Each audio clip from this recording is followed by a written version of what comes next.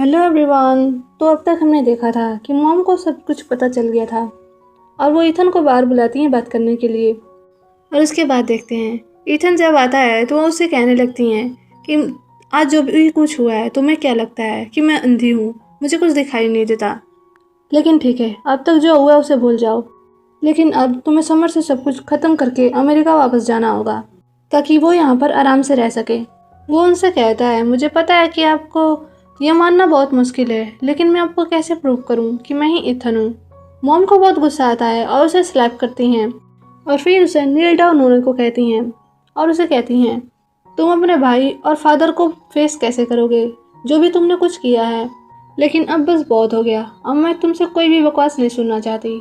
तुम सोचो कि तुमने क्या गलती की है। अगर तुम नहीं कर सकते तो यहाँ से हिलने की भी हिम्मत मत करना। और वहाँ से चली जाती हैं। उसके बाद देखते हैं मॉम बैठी होती हैं तो समर उनके लिए डिनर लेके आती है और उनसे कहती है कि आज आपने कुछ भी नहीं खाया है, थोड़ा बहुत खा लीजिए। तो मॉम भी मान जाती हैं और उसे अपने पास बैठने को कहती हैं और उसे समझाने की कोशिश करती हैं। उसे कहती हैं कि ईथन के जाने से जितना झटका तुम्हें लगा है उससे कहीं ज़्यादा मुझे लगा है, लेकिन ये एक फैक्ट है जिसे हम बदल नहीं सकते और ये बात तुम्हें भी माननी होगी। लेकिन समर तो ये मानने की वो तैयार ही नहीं थी और वो अब भी कहती है कि ईथन यहीं पर है, वो हमारे पास ही है। मॉम को समझ आ जाता है कि ये कुछ समझने वाली नहीं है, तो उसे कहती हैं इवन जब तक अपना मन बदल नहीं लेता तब तक तुम मुझसे दूर रहोगी। और मैंने ड्राइवर से कह दिया है वो तुम्हें कल जाकर छोड़ देगा और जब वो चला जाएगा तो मैं तुम्हें वापस बुला लूँगी। और उसके बाद वो इवन के पास जाती हैं और उससे पूछती हैं कि क्या तुम्हें कुछ समझ में आया। तो उनसे माफ़ी मांगने लगता है। तो वो पूछती हैं कि तुम किस बात पर माफ़ी मांग रहे हो। तो कहता है कि मुझे नहीं पता, मैं आपको प्रूव कैसे करूं। मॉम को और गुस्सा आता है और कहने लगती हैं तो तुम अभी नहीं मान रहे हो कि तुमने गलती की है। और गुस्से में उसे मारने लगती हैं और उसे कहती हैं मैंने एक बेटा पहले ही खो दिया है और दूसरा नहीं खोना चाहती। और उसे कहती हैं तुम पहले तो ऐसे नहीं थे, जब भी तुम्हें पनिशमेंट मिलती थी तुम कैसे न कैसे बच ही जाते थे। और फिर फ्लैशबैक से दिखाया जाता है किसी गलती की वजह से दोनों भाइयों की पनिशमेंट मिली थी, लेकिन इवन उसमें भी अपनी मस्ती ढूंढ ही लिया था। और प्रेजेंट टाइम में मॉम उस पर गुस्सा करती हैं और उसे उठाती हैं। इवन उनसे कहता है ऐसा इवन करता था, मैं नहीं। उसके बाद देखते हैं ईथन जब वापस जाता है तो समर उसे देखकर परेशान होती है क्योंकि उसके हाथों पर चोटों के निशान थी। और वो उससे कहता है कि ज़्यादा परेशान मत हो, छोटी मोटी इंजरी है, जल्दी ठीक हो जाएगी।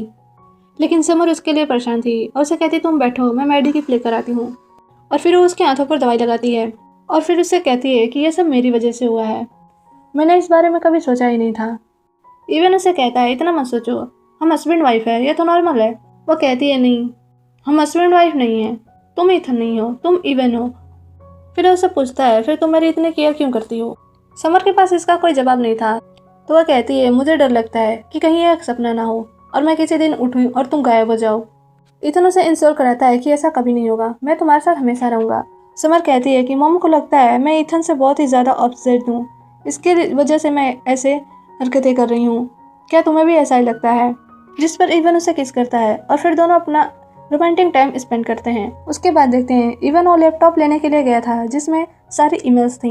तभी उसकी मॉम उसे पकड़ लेती हैं और उसे पूछती हैं कि तुम इतनी रात को यहाँ पर क्या कर रहे हो। फिर वो एक्सक्यूज़ देता है कि समर को लैपटॉप चाहिए था, उसे एक मैन्युस्क्रिप्ट पब्लिश करनी थी, इसलिए मैं उसे लेने आया था। लेकिन आप अभी तक सोई क्यों नहीं। और वो कहती हैं कि तुम्हें क्या लगता है माँ बेटे के बीच इस कोई भी बात ऐसे छुपाई जा सकती है।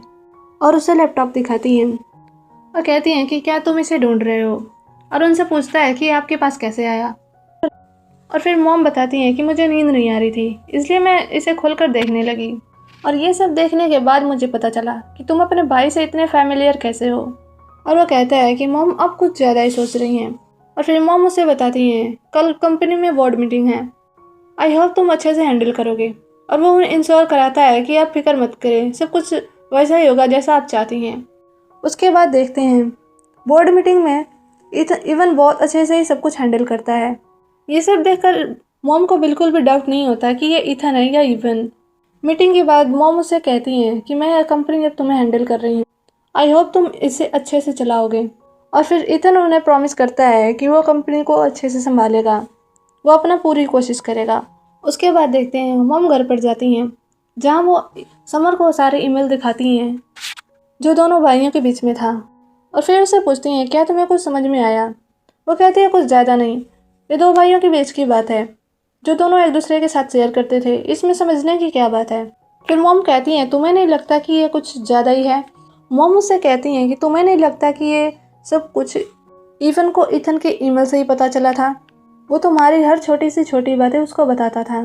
फिर समर कहती है ये तो नॉर्मल है, यहाँ तक कि मैं भी अपने फ्रेंड को ईथन और मेरी सारी बातें बताती हूँ, ये कोई बड़ी बात नहीं है।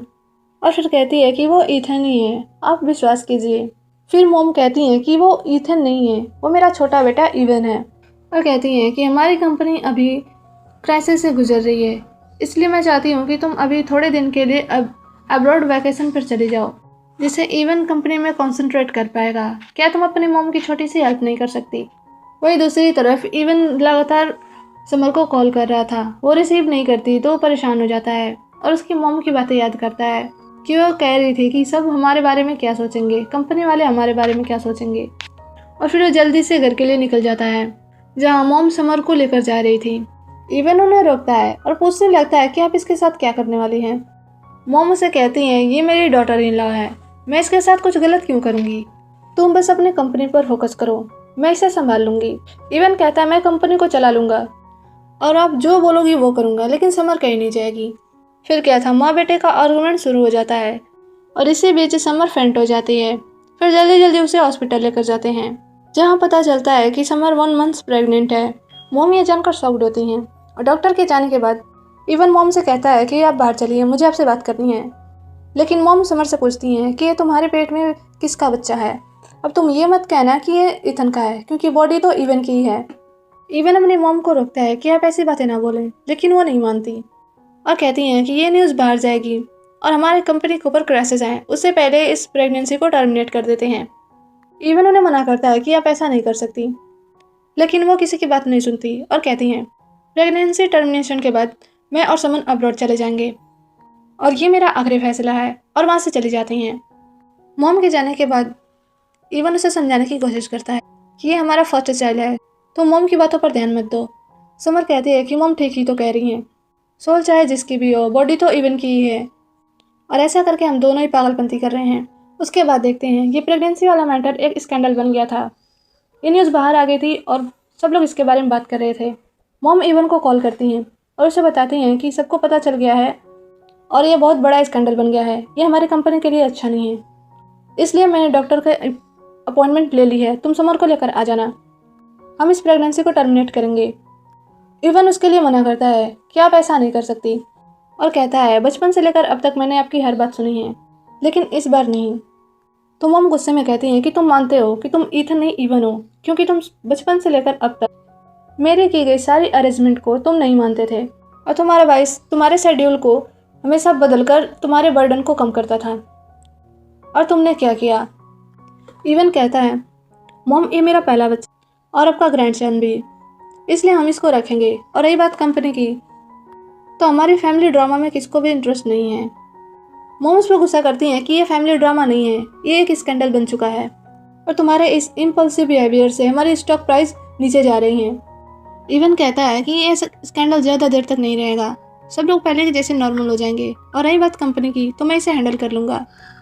मॉम को गुस्सा आता है और कहती हैं कि मुझे कुछ नहीं पता, तुम टाइम पर लेकर समर को आ जाना, और कॉल काट देती हैं।